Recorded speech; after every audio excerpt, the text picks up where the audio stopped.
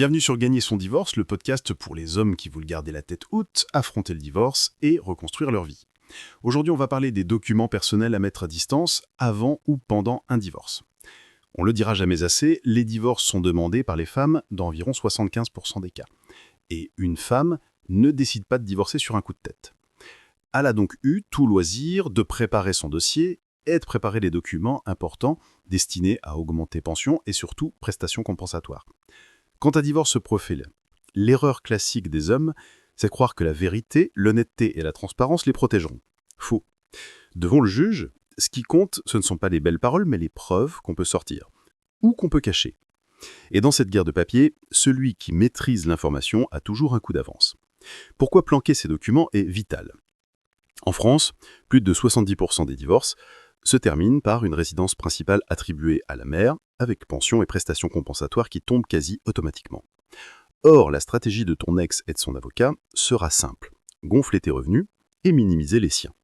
Et pour ça, ils n'ont besoin que d'une chose, tes papiers. Tu crois que tu es protégé parce que tu es en séparation de biens ? Illusion.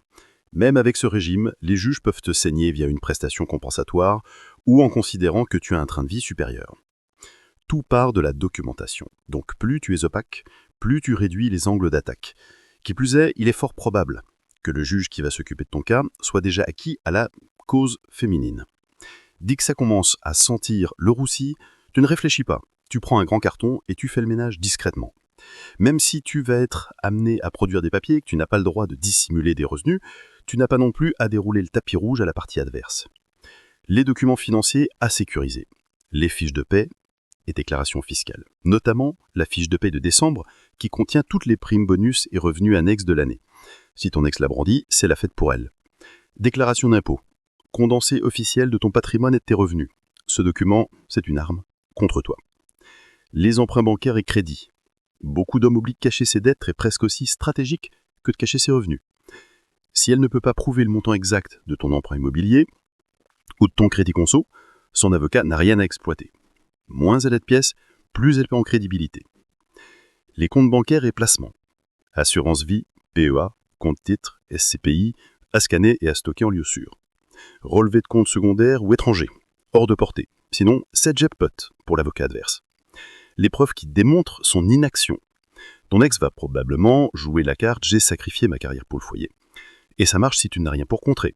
Mais si tu sors les bons papiers, son discours s'effondre. Donc, mets de côté les factures de ménage ou de nounou, les factures de cantine des enfants, fais une copie de ses fiches de paye. Où et comment planquer ces papiers ? Physiquement, dans un garde-meuble, un coffre, un bureau, au travail, pas sous ton toit conjugal. Digitalement, un cloud crypté, Proton Drive, Trezorite ou un disque dur externe planqué. Régimes matrimoniaux, l'illusion de la protection. On croit naïvement qu'être en séparation de biens suffit. En réalité, non. Car même si chaque patrimoine est distinct, le juge peut te frapper via la prestation compensatoire, la pension alimentaire, les dettes remunes. Ce qui te protège, ce ne sont pas les bouts contrats, c'est la preuve. Et ça passe par la maîtrise de tes documents.